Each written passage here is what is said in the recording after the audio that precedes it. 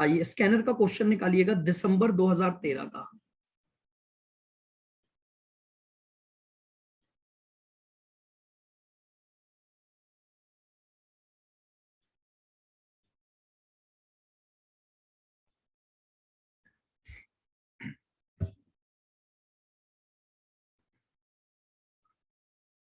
आठ नंबर का एक क्वेश्चन आया था दिसंबर 2013, क्वेश्चन नंबर 9A। मिल गया? देखो ये क्या बोल रहा है, from the following information work out amount of working capital requirement. अब आपको कुछ इंफॉर्मेशन दे रखी है, उनका एवरेज पीरियड ऑफ क्रेडिट दे रखा है इन वीक्स, और एस्टिमेट फॉर द ईयर, यानी 52 वीक का आपको एस्टिमेट दे रखा है।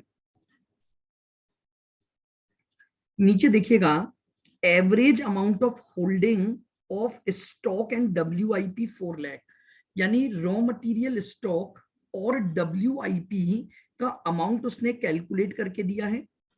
There should be a cash balance of ₹50,000। assume that all expenses and income are made evenly throughout the year। तो आइए सबसे पहले निकालेंगे करंट असेट्स।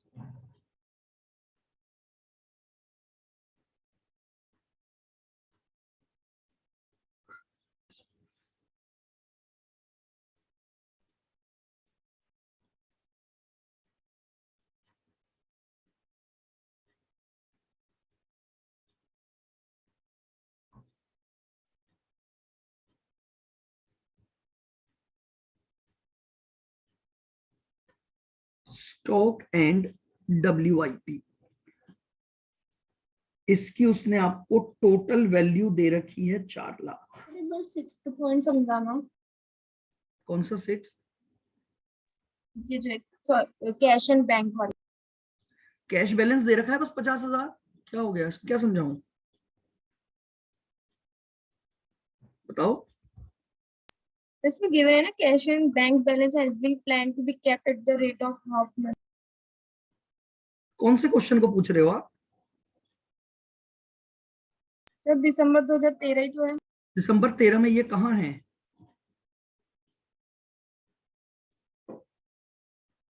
आप जून 13 देख रहे हो।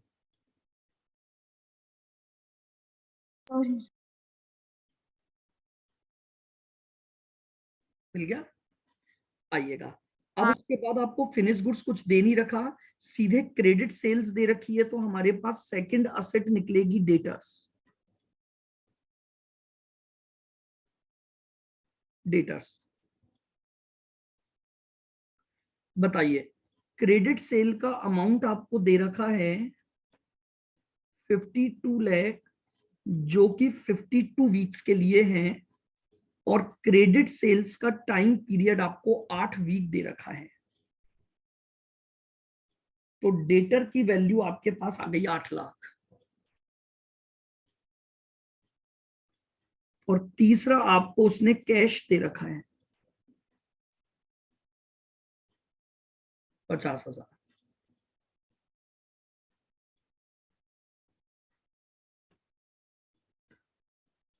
टोटल करंट असेट्स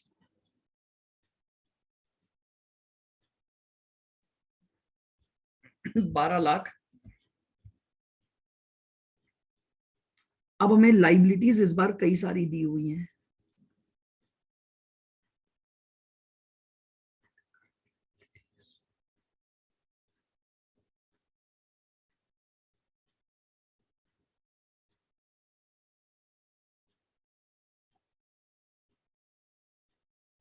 आइएगा करंट लाइबिलिटीज, सबसे पहले परचेजेस ऑफ मटेरियल दे रखा है, तो यानी क्रेडिटर्स फॉर मटेरियल आ जाएगा।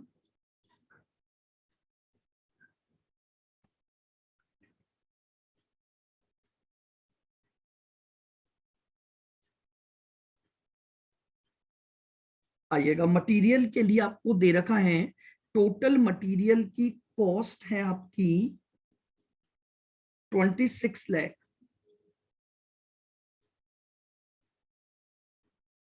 divide by 52 weeks into 6 weeks. 26 divided by 52 into 6, ये आपके पास 3 लाख की वैल्यू आ गई। क्रेडिटर फॉर मटेरियल के बाद आपके पास आ जाएगा आउटस्टैंडिंग वेजेस।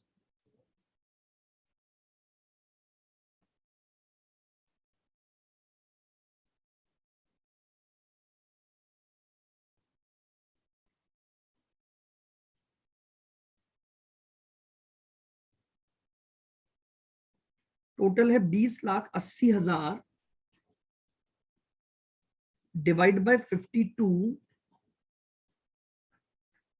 इंटू 1.5। ये लीजिए 2080 डिवाइडेड बाय 52 इंटू 1.5, 60,000 का आपका ये एक्सपेंस आ गया। फिर है अदर ओवरहेड्स।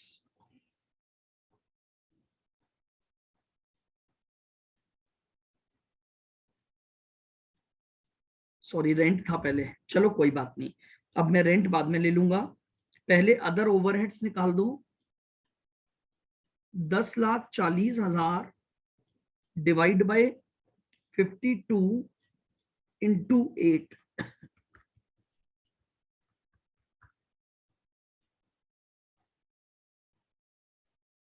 1,60,000। अब रेंट निकाल लो, तो रेंट है आपके पास 1 लाख डिवाइड बाय 52 इंटू 26, 50,000। 50,000 का आपके पास रेंट का खर्चा आ गया। फिर दे रखा है सैलरी, सर इसमें अपन को नंबर ऑफ यूनिट्स नहीं गिवन, डायरेक्ट अमाउंट ही गिवन है ना। मल्टीप्लाई कर करके दिया हुआ है इसने। तो सैलरीज का खर्चा दे रखा है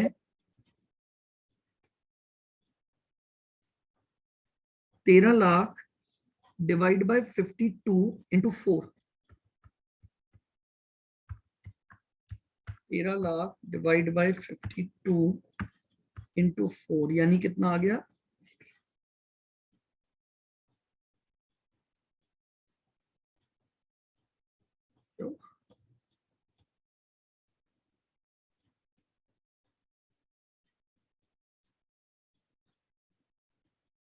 total current liabilities plus 160 plus 6,70,000।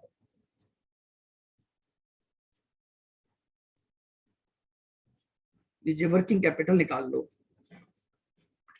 5,80,000।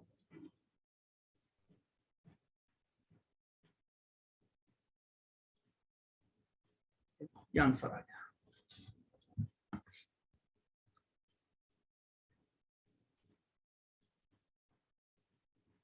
Sir scroll up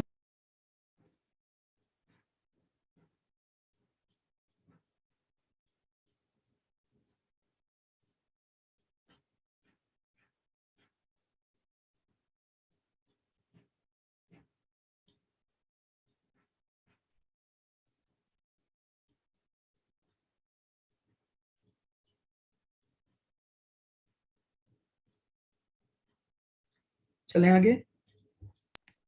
sir ये एक बार ये बताओ ना, ये अमाउंट गिवन है तो डायरेक्ट डिवाइड करें। क्या बोल रहे हो? अपन ने डायरेक्ट अमाउंट गिवन है। आवाज नहीं आई, वापस बोलो। सर इसमें अपन को अमाउंट गिवन है डायरेक्ट, ये सारे। वापस एक बार वापस बोलो। सर सर वॉइस आ रही है मेरी? हाँ अब आ रही है। हाँ सर मैं ये बोल रही हूँ कि इसमें अपन को डायरेक्ट अमाउंट ही गिवन है ना, 26 लाख 20,80,000 ये सब है हाँ ना। बिल्कुल। तो सर जैसे अपन को जब यूनिट्स गिवन होते थे तो अपन उसको मल्टीप्लाई करते थे ना, और हाँ फिर into into percentage of completion करते थे, तो इसमें वो चीज क्यों नहीं कर रही? एक मिनट, किसमें परसेंटेज ऑफ कंप्लीशन केवल आप WIP में करते थे? WIP में करते हैं तो हाँ। WIP का तो अमाउंट ही दे रखा है इसने निकाल के 4 लाख रुपए, तो क्यों करूंगा?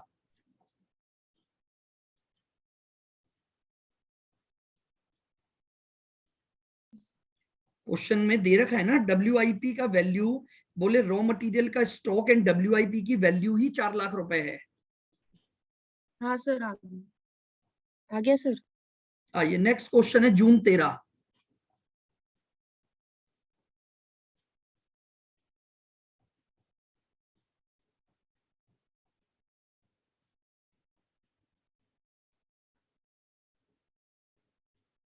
आइएगा, देखो ये बोल रहा है determine the working capital requirement on cash cost basis.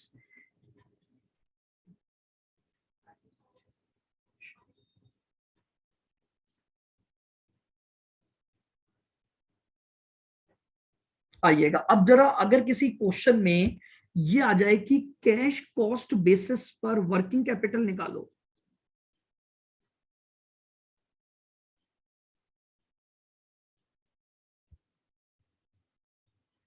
हालांकि इन दोनों पॉइंट को मैं ऑलरेडी बता चुका हूं, लेकिन इस टर्म की वजह से वो अजम्पशन अप्लाई हो जाएगी।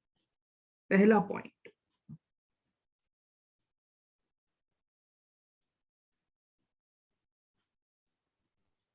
depreciation should not be considered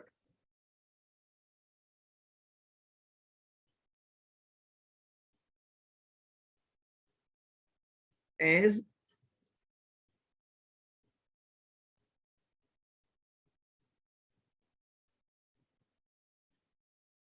depreciation is non-cash item। अगर क्वेश्चन ने बोला है कैश के बेसिस पर बनाओ, कैश कॉस्ट यानी आपको केवल उन्हीं कॉस्ट को काम में लेना है जो कैश में हुई है, तो हमारी कॉस्ट में केवल एक ही अमाउंट ऐसा है जो कि नॉन कैश है। तो अगर किसी क्वेश्चन में ये लिखा हुआ आ जाए कि वर्किंग कैपिटल निकालो कैश कॉस्ट बेसिस पर, तो आप पहला पॉइंट ध्यान रखोगे, डेप्रीसिएशन को इग्नोर कर दोगे, यानी डेप्रीसिएशन को कंसीडर नहीं करना। और दूसरा,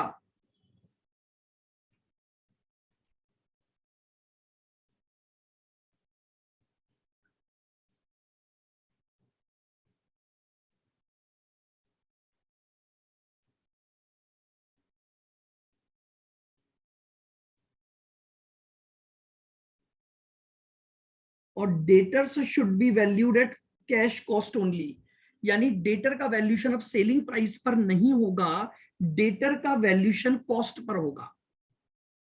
तो देखिएगा, अब एक एक क्वेश्चन है आपके स्कैनर में जहां पर कुछ अजम्पशन चल रही है, तो आपको ये सब चीजें नोट डाउन करके रखनी है। यानी अगर कभी भी मुझसे वर्किंग कैपिटल की रिक्वायरमेंट कैश कॉस्ट बेसिस पर निकलवाई जाए, तो ध्यान रखना रूल नंबर 1, डेप्रीसिएशन को कंसीडर नहीं करूंगा, और दूसरा डेटर्स का वैल्यूशन भी सेलिंग प्राइस पर न होकर डेटर का वैल्यूशन किस पर होगा, कॉस्ट पर होगा। आइएगा, अब इस क्वेश्चन को कर सकते हैं अपन। आपको रॉ मटेरियल दिया हुआ है 720 lakh, supplies and components 240 lakh, man power यानी लेबर के खर्चे 480 लाख, फैक्ट्री एक्सपेंसेस 130 लाख हैं, लेकिन उसमें 10 लाख का डेप्रीसिएशन इंक्लूड है। एडमिनिस्ट्रेशन एक्सपेंसेस 180 हैं, सेल्स 2380 है। You are given the following additional information. Raw material के लिए 30 दिन लेना है, सप्लाईज और कंपोनेंट के लिए 90 दिन लेना है, 50% of the sales are for cash and for the remaining 20 days credit is normal। Finish goods का पीरियड 7 डेज है और फिनिश गुड्स का वैल्यूशन फैक्ट्री कॉस्ट पर करना है, यानी फिनिश गुड्स का वैल्यूशन के लिए इस बार आपको वैल्यूशन किस पर करना है, फैक्ट्री कॉस्ट पर, यानी केवल फैक्ट्री तक के खर्चे जुड़ेंगे और उसी पर आपको फिनिश गुड्स का वैल्यूशन करना है। गुड्स प्रोसेस में 5 दिन रहेगा, मटेरियल एंड कंपोनेंट तो बिगनिंग में लगा दिए गए हैं, लेकिन एक्सपेंसेस जो हैं वो इवनली हैं। Now what does it mean, आपने जितने भी एक्सपेंसेस किए हैं उनके लिए 50% की अजम्पशन लेनी पड़ेगी आपको। क्योंकि इस बार उसने इवनली का पॉइंट दे दिया। Company enjoy 30-day credit facility on 20% of the purchases, यानी आपकी जो टोटल परचेज होती है उस टोटल परचेज में से केवल 20% क्रेडिट पर होती है, बाकी की कैश में होती होगी, और जितना आप क्रेडिट परचेज करते हो उस पर आपको 30 दिन का पीरियड मिलता है। कैश और बैंक बैलेंस आपको कितना रखना है? हाफ मंथ बजटेड एक्सपेंसेस, यानी आपके एक महीने के जितने भी खर्चे हैं उसका आधा आपको कैश बैलेंस रखना है। हाफ मंथ यानी ऐसे बोल लो कि आधे महीने के जो खर्चे आपको करने हैं उनके लिए आपको कैश रखना है। ये अभी अपन बात करेंगे जब अपन कैश निकालेंगे। आइए अब अपन बनाते हैं वर्किंग कैपिटल रिक्वायरमेंट। एक अलग सेपरेट तरह का क्वेश्चन है ये आपका। सबसे पहले ए हेडिंग डालिए, current assets.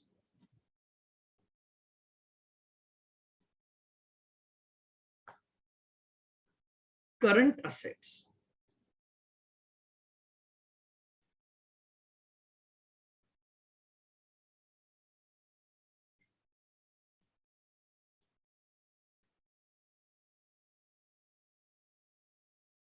Stock of raw material. Raw material का टोटल अमाउंट दे रखा है 720 लाख, जो 360 दिन का है, क्योंकि नीचे उसने बोल दिया ईयर में आपको 360 दिन लेने हैं। इनटू रॉ मटेरियल के लिए हमारा पीरियड है 30 दिन। 720 डिवाइड बाय 360 इंटू 30, 60 आ गया।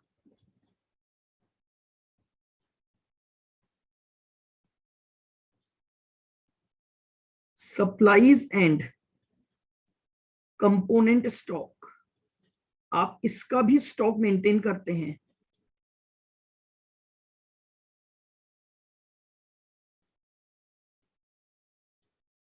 दो 240 डिवाइड बाय 360 इंटू 90। ये लीजिए, ये आपके पास सप्लाईज का और कंपोनेंट के स्टॉक की वैल्यू आ गई। उसके बाद हम जाएंगे WIP पर।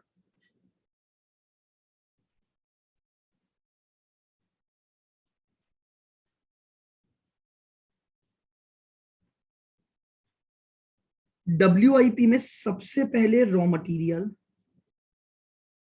720 डिवाइड बाय 360 इंटू 5 इंटू 100%। 5 दिन ही था ना इन प्रोसेस में।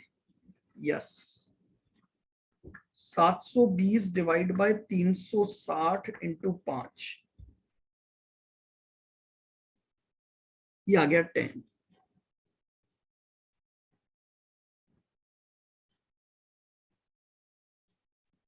सप्लाईज निकालिए। 240 डिवाइड बाय 360 इंटू 5 इंटू ये भी 100% है।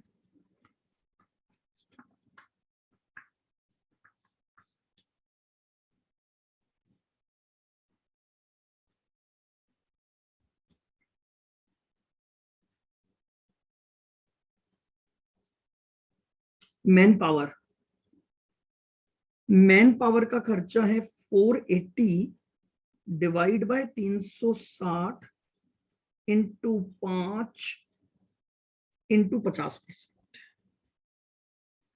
मैन पावर मतलब वेजेस हो गई। 360 लाख आएगा ना, ऊपर लैक्स में चल रहा है। सब लैक्स में ही चल रहा है सारा डेटा। मैन पावर के बाद है फैक्ट्री एक्सपेंसेस।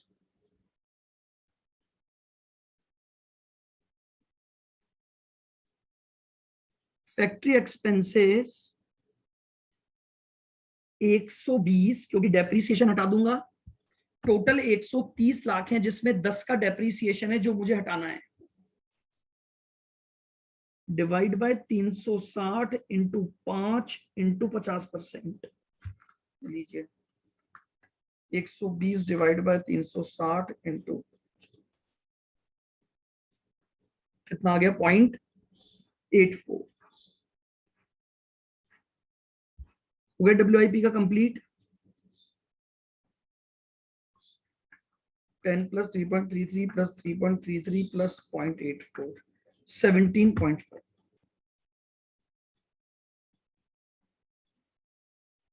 ये लीजिए, ये मेरे पास WIP स्टॉक की वैल्यू आ गई।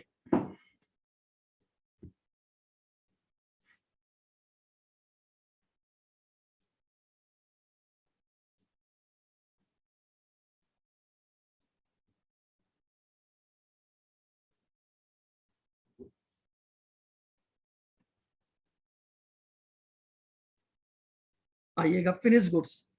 अब उसने बोला है फिनिश गुड्स का वैल्यूएशन फैक्ट्री कॉस्ट पर करना है, तो पहले फैक्ट्री कॉस्ट पहले ही निकाल लो एक साथ ही। देखो उसमें 720 रुपए का रॉ मटेरियल आएगा, प्लस 240 की सप्लाईज एंड कंपोनेंट आएगा, प्लस 480 की लेबर आएगी, प्लस 120 के फैक्ट्री एक्सपेंसेस, डिवाइड बाय 360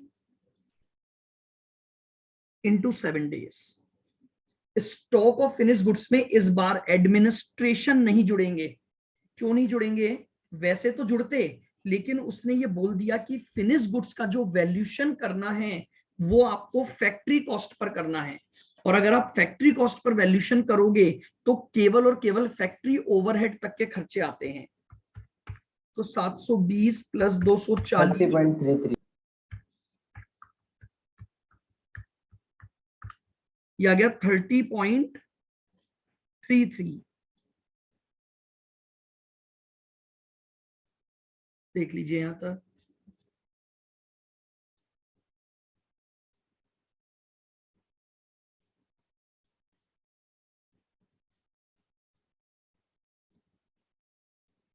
चले आगे।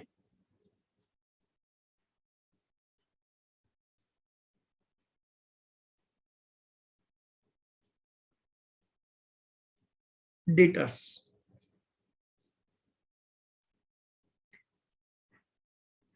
डेटर्स का वैल्यूएशन भी कैश कॉस्ट पर होना है।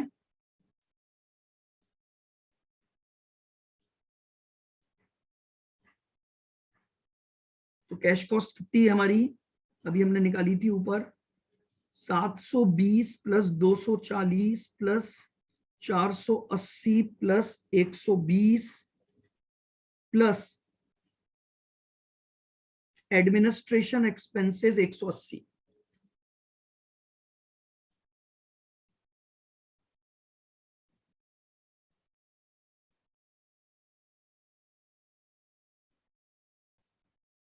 इनटू डेटर के लिए पीरियड कितना है,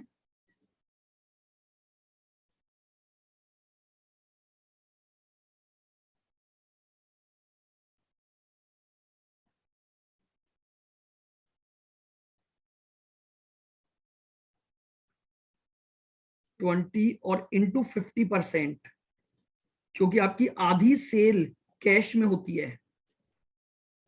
पहले नहीं किया मैंने, उसको बाद में कर दिया 50%। 720 plus 240 plus 480 plus 120 plus 180 divide by 360 into 20 और इंटू 50%। तो डेटर की वैल्यू निकाल लो कितनी आ गई,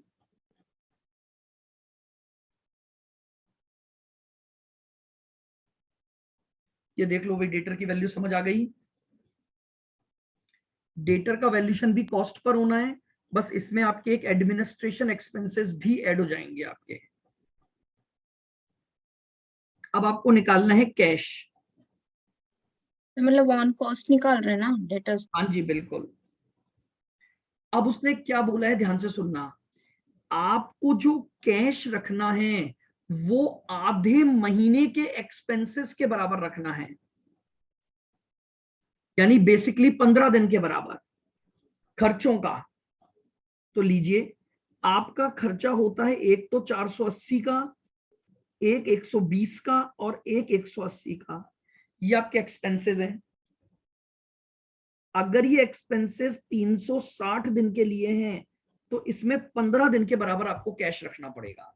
ये कैश की लाइन है।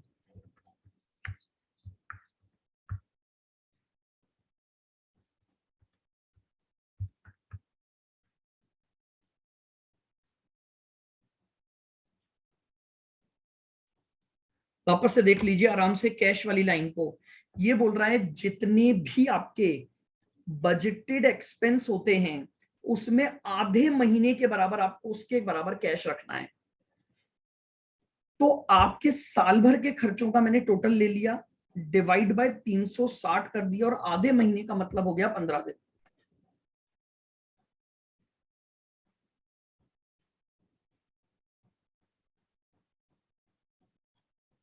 ये लीजिए, आपके पास टोटल करंट असेट्स आगे निकालें कितना हुआ टोटल।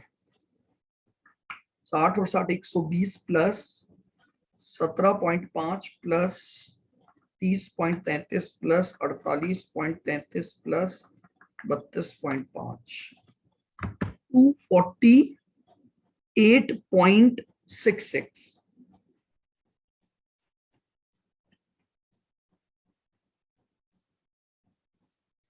ये लीजिए, ये आपके पास आ गया।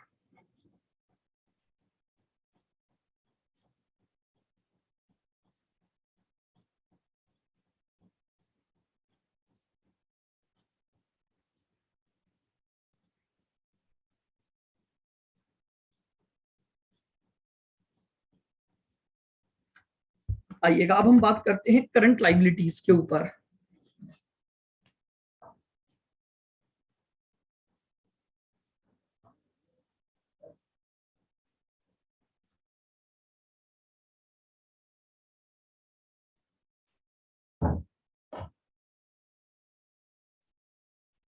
निकालिए आप एक बार क्रेडिटर फॉर रॉ मटेरियल और क्रेडिटर फॉर सप्लाईज।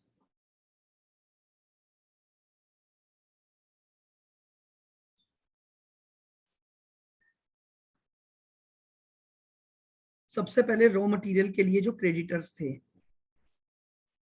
720 का 20% केवल,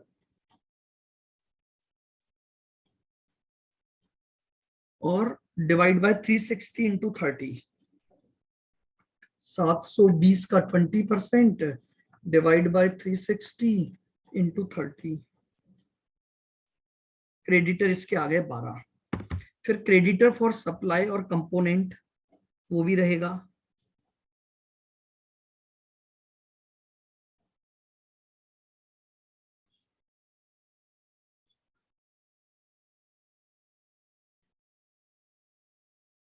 सप्लाईज की वैल्यू कितनी थी 240,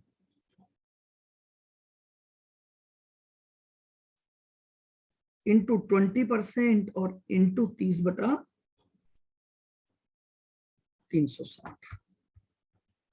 240 का 20% डिवाइड बाय 360 इंटू 30, ये आ गया 4। और कोई आउटस्टैंडिंग एक्सपेंसेस वगैरह कुछ थे ही नहीं आपके पास, बस सर सिर्फ एडमिनिस्ट्रेशन के लिए क्या बोलते हैं, कैश के लिए आएंगे ना, सिर्फ एडमिनिस्ट्रेटिव एक्सपेंसेस का होंगे। क्या बोल गए आप?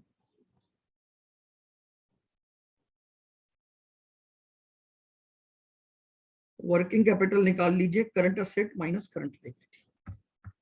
248.66 माइनस 16, 232.6।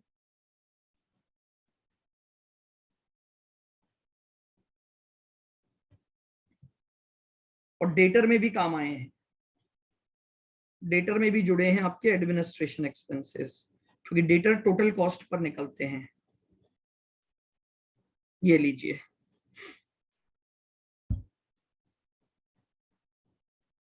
तो यहां पर एक और कॉन्सेप्ट था आपके पास कैश कॉस्ट बेसिस का। अगर आपको working capital cash cost basis पर निकालनी है तो पॉइंट नंबर 1, आप डेप्रीसिएशन को कंसीडर नहीं करोगे एक तो,